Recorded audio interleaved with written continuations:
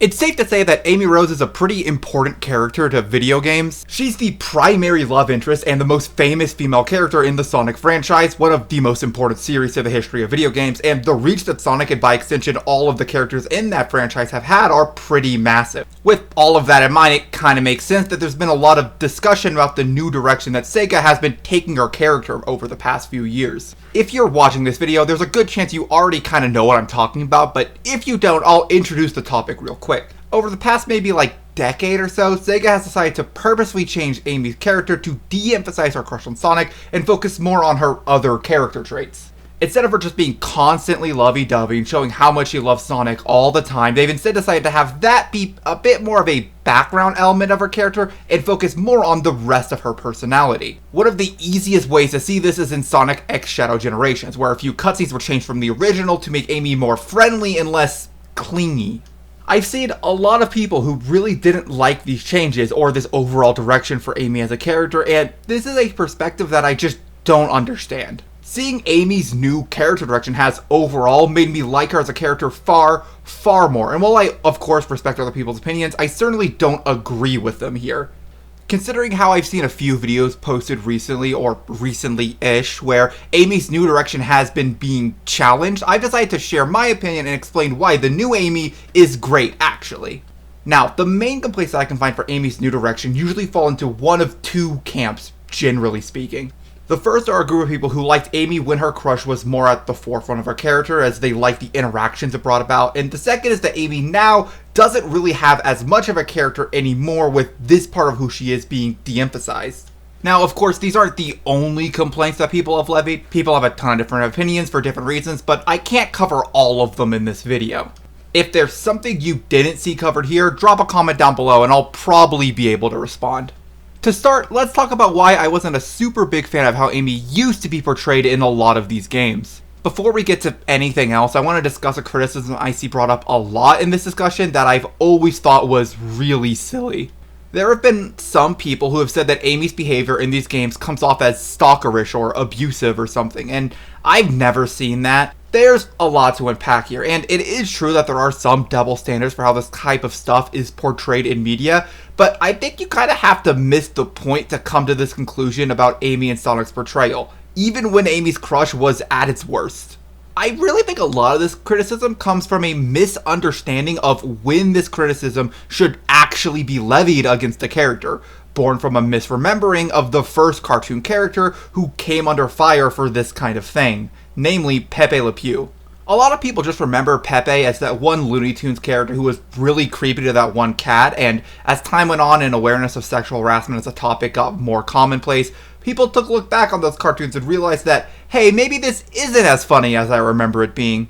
Since then, Pepe has mostly been excised from Warner Bros. Cartoons, and this trope has largely been avoided as well. When this discussion is brought up, a lot of people like to invoke a sort of double standard, and while it is definitely true that people are more willing to accept the trope that Pepe spawned when it's done by a woman to a man rather than the other way around, I think people are a bit too feisty with their hot takes these days, mostly because they haven't actually seen a Pepe Le Pew cartoon before. I think a lot of people really underestimate just how creepy Pepe was in a lot of these cartoons. I mean, compare this clip of Amy to a clip of Pepe. We can't just stand around here. Right. Whoa! Guess who? Amy? What are you doing here? Fated lovers are always drawn together, silly. Amy? Okay, you got me. I was running away from those robots. I was so scared. Hey! Oh, but pardonnez-moi, but permit me to introduce you myself. I am Pepe Le Pew, your lover.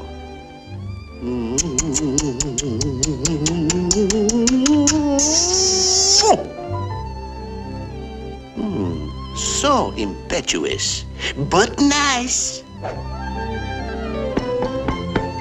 You know, it is not just a case of physical attraction. I admire her mind, too. That's really different, right? There's a pretty big gap between hugging someone and forcibly kissing several parts of someone's body. These aren't even comparable, honestly. I mean, hell, we get jokes where someone is being a bit too physically affectionate and hugging someone who's not really okay with that in cartoons and comics all the time. I don't want to get too deep into the weeds of this controversy, and there's a lot you could say about it, but I think these types of criticisms get lauded around because people remember that this sort of thing is supposed to be bad, but don't really remember why it was so bad in the first place. With the whole stalker angle covered, I want to get to the second main criticism that people have of old Amy, and the main one I actually subscribe to, which is that too much of old Amy was defined by her relationship to Sonic. It feels like in the old days there was some sort of mandate or something that every single one of Amy's lines and appearances absolutely had to relate to Sonic in some way, and more specifically, how she had a crush on him. It wasn't enough for her to show up and want to help out because she cared about others or liked adventuring or anything like that, which is the motivation of characters like Tails. Every one of her appearances had to revolve around Sonic and trying to get with him specifically. I want to point out the difference here between Amy and other characters, because to some degree, a lot of characters in Sonic are defined in some way by their relationship to the titular character. He's the main character after all, and just about everyone was introduced to the series in part due to how they bounce off of or say something about Sonic. Tails was made as his sidekick, Knuckles and Shadow were made as rivals to Sonic, and Blaze was a sort of alternate universe version of him, and so on.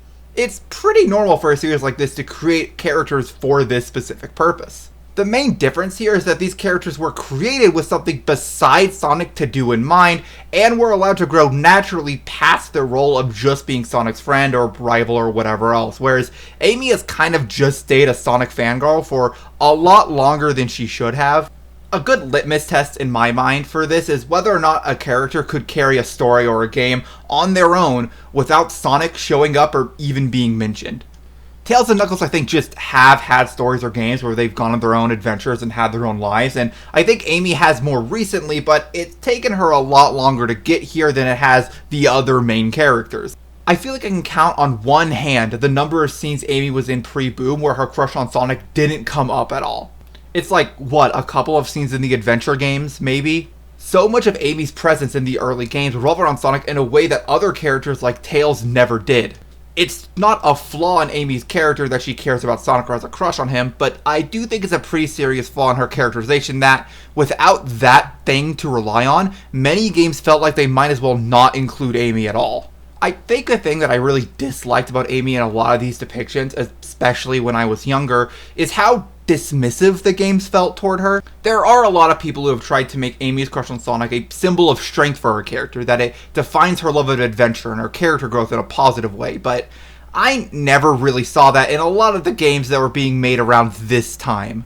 Whenever someone says something like this, I always remember Amy's introduction in Sonic Riders.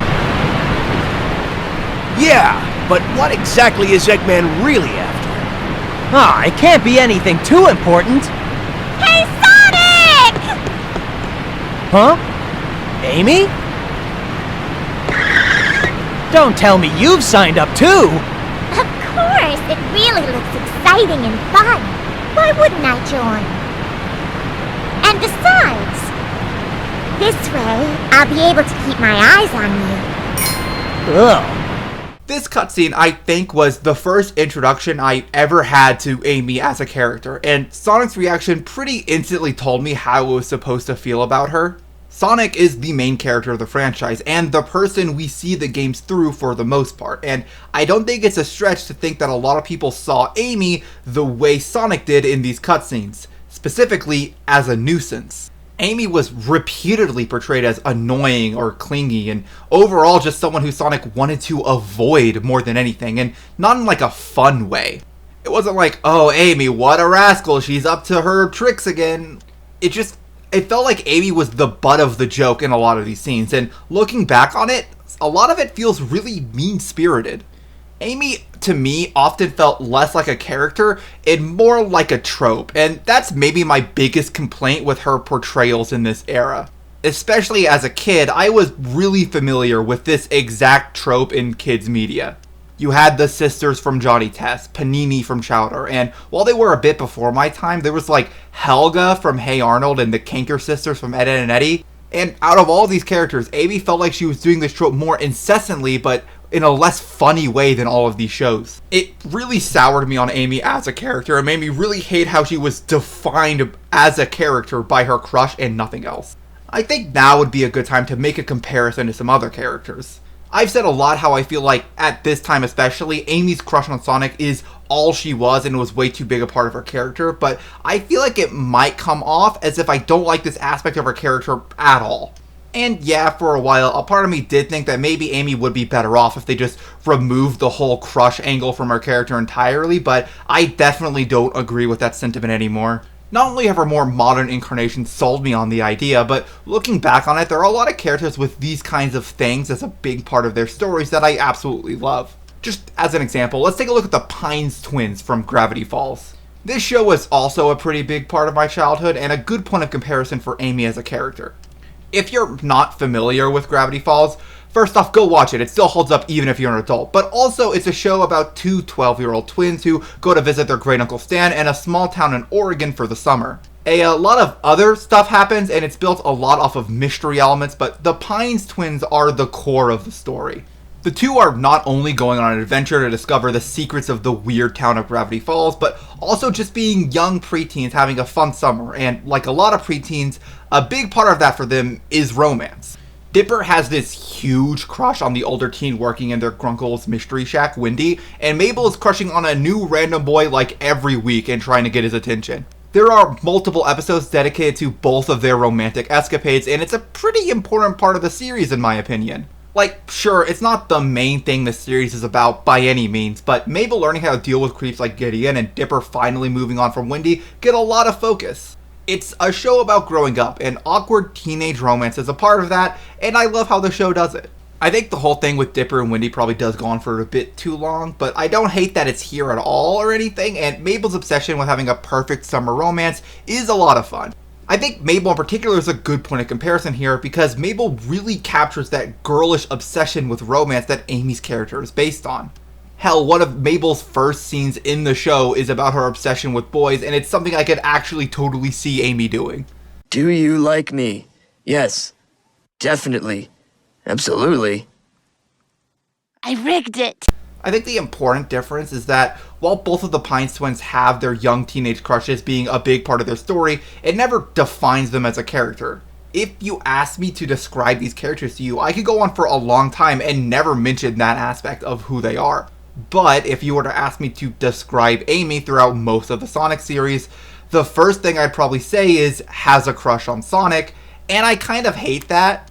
I'll talk about it more later, but Amy having feelings for Sonic is something that I think can add to her character if done well, but it's just so overemphasized throughout most of her appearances that it suffocates all of her other character attributes. This is what I mean when I say that Amy used to just be a trope or a joke. Amy, for a long time, was boring. She was predictable, one note, and that's why I really didn't care about any of her earlier appearances. It's not even necessarily the presence of these parts of her character that annoy me, it's the lack of interest in doing anything else with her at all. Now, I know there may be a little bit of pushback on this. After all, aren't I kind of taking the worst portrayals of Amy here to use for my argument? I mean, Heroes, Riders, Rush, these are games that a lot of Amy fans will say didn't treat her character super well. Shouldn't we focus on the high notes and not the low notes? And I think that's a fair argument. I will say as a kid I didn't have access to all of these games, so I think forming the opinion that I did of Amy at that time did make sense, but it's worth mentioning that there are versions of Amy from this time period that did more with her character, or I guess more accurately, a little bit before this time period. A lot of Amy fans will cite Adventure Amy as one of the better depictions of her character, and while I agree Amy is better here, I'm still not a huge fan of her story in these games. Like most everything in Adventure, my issues are less with the ideas and more with the execution of them. Starting with Adventure 1, I was at first a bit annoyed with her introduction in this game. The first cutscene starts with her talking about Sonic and how he's her hero and she gets kidnapped, and that did kind of make me roll my eyes, but I get what they're going for here. It's all a setup for the narrative payoff where she finally fights back against Zero and grows into her own person and all that, and it does justify her not having that much going on at first, but it's still disappointing to me because, well, didn't we kind of just do this with Tails? Tails got to fight Eggman and save the entire town, which worked way better for this kind of plotline. One character going through a similar arc to another doesn't necessarily take away from the other, and I get that, but it's hard to play both these stories back to back and not feel like Amy got the short end of the stick. It is one of Amy's better appearances, but it's not like it makes Amy a standout character of the cast for me. Adventure 2 Amy is fine. She has a more unique role here, helping Shadow come back to his senses and all that. And the scene works about as well as anything in Adventure 2 does. Her overall presence is diminished when compared to Adventure 1, but I don't dislike the idea of what Amy is doing in this game. However, Amy is maybe written even worse in this game than the last one. Not like from a conceptual standpoint, but her lines are just so awful. This is the game I think started the whole Amy mistakes someone else for Sonic running gag, and I want to hold that against her, but Gunn made the same mistake, so I guess everyone in this franchise is just a fucking idiot. Sonic and Shadow don't even look that similar to each other. Why is this even a problem? Still, the scene where she accidentally hugs Shadow sucks, and there are a ton of scenes where Amy just feels like a complete dumbass for some reason. The three of you, freeze! Put your hands up in the air and get off the ground! I'll take care of the police while you try and find a way out of here. Find Eggman! Got it! The three of you? That means me, too! Hey, wait! While these stories at least use Amy for something outside of comic relief, her actual lines in them leave so much to be desired. I can't really say I enjoyed her as a character here. Like, no hate if you like Adventure Amy. I can totally understand why someone would say that our character peaked here in some ways, but like most of the stories in these games, I can only really give it props in concept because the execution is so bad. That mostly covers why I didn't like the older version of Amy. Her crush was really overemphasized, and even when she was allowed to do something besides that, it felt like the writers stumbled on the execution so much, it's hard for me to actually care about her. The only thing left to talk about now is how Amy is currently portrayed and why I think it's ultimately pretty good. I have heard some people, and to be perfectly honest, I'm mostly talking about that one Splash Dash video from a while back, saying that ever since they took away Amy's crush as a big part of her character, she's just been very generic. She's nice and helpful now, as opposed to being fiery and fun in her own right, and ultimately I just don't agree with this sentiment. There are two main wells where I feel like we can draw for proper modern Amy content, those being the IDW comics and Sonic Frontiers. IDW Amy is a lot closer to our previous depictions, especially compared to Frontiers, but it's still pretty obviously different in a few key ways. Her crush is definitely de-emphasized compared to our previous depictions, but the way I would describe the change in Amy is that she overall just feels a lot more mature. She feels a lot less like a young girl or 12-year-old and a lot more like a young adult, someone who's maybe a couple of years away from college at most. Hell, she's probably a lot more mature than most high schoolers are in this comic, to be perfectly honest. The idea that Amy doesn't have enough personality here is something that I just can't understand. She's bright, optimistic, and nice, but she's not like a pushover or anything. She's more than willing to stand up for herself and others, and is maybe the most emotionally intelligent member of the main four. Despite how much I've been talking about how mature Amy is, it still feels like she's the same girly, spunky character she was in previous games. There are tons of moments where her energetic personality is allowed to shine. To be perfectly honest, this comic is probably the first piece of media I experienced where I actually liked Amy as a character, without any caveats. I really do love Amy in this comic, and I don't think that that's going to be all that controversial. Defending her Frontiers appearance, I think, will be a bit more contentious, though.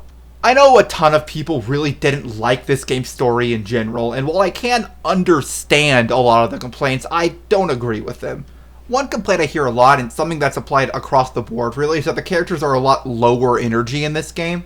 I've seen a lot of people complain that the conversations feel boring and like the characters are barely emoting at all, and I don't agree with that. The only thing that I don't love in this game are the animations on the characters. Most scenes are just the characters standing around and talking with very little in the way of character acting. The script and voice acting I don't really have an issue with though. Yeah, the characters are lower energy, but I think that fits the tone of the game. Sonic talking the way he does in like Black Knight or something would have really taken me out of the experience given how somber everything else in the game is. On to complaints more centered on Amy specifically. I know there are some people who don't love her crush on Sonic being seemingly absent in this game. It basically doesn't come up in this game at all, and I think our bio in Generations was also changed to not reference it directly, which when combined with the other changes a lot of people are saying is a bit of an overcorrection. I think it's pretty much fine, though. I don't see why any time Amy interacts with Sonic, her feelings with him have to come up. That's just not how people act in real life, and it's not how most characters with a crush are usually written. If we want to go back to the Pines twins comparison, Dipper was able to not crush on Wendy when the situation called for it, and Mabel wasn't only consumed by her desire for a summer romance.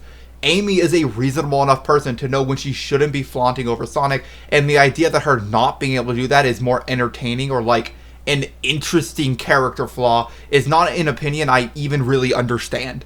I've also heard some people say that they didn't like Amy's character arc in this game either. The specific complaint is often that Amy wanting to spread her love is vague or meaningless, and at that point I kind of just questioned how much you understand Amy's arcs throughout most of these games.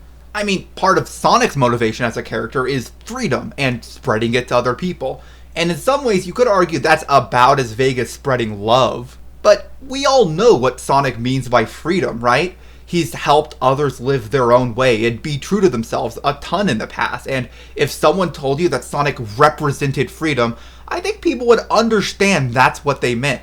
So why is Amy wanting to spread love such a weird idea?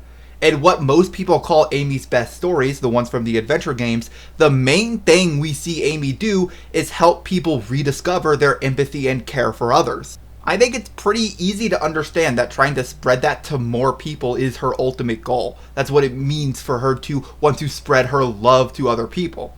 I totally understand why what she saw from the Coco spurred that in her. It reminded her of how big the world is and how many people are out there that could use her help, that could use a gentle hand to push them towards something better.